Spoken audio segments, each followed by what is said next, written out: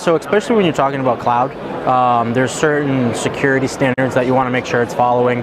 So Predix the Cloud that I mentioned, our platform for IoT, follows all those standards to make sure it's secure and there won't be any data leaks or anything like that. So there's definitely some standards that you want to make sure that your cloud provider has. What have you heard, like real life examples of people saying, I want to get into this, I really want to be able to collect the data, I want to be able to, Yeah. But I'm afraid of...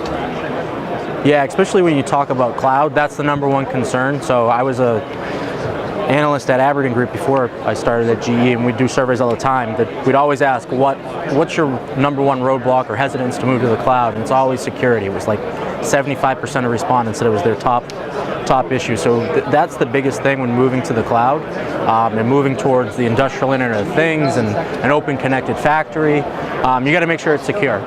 And when you hear things repeatedly going on in the industrial environment around security, I mean, first there was Stuxnet, which was a big thing. It definitely puts fear into a lot of these manufacturers. So you got to make sure that you're on top of it and you're approaching it from that people, process, technology standpoint. Is that fear justified? Yeah, it certainly is. I mean, one incident can shut down a whole plant. If you read up on Stuxnet, not only did it ruin the quality of the nuclear material that they were doing, but it systematically destroyed the assets that they had in place, set them back years. One processor said to me, and maybe it was just sort of an off-the-cuff example, but he said, I don't want a competitor of mine to just capture that data.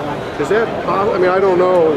It's certainly possible, and this is another difference between IT OT. IT is about the actual data that you're collecting, your product data, stuff like that.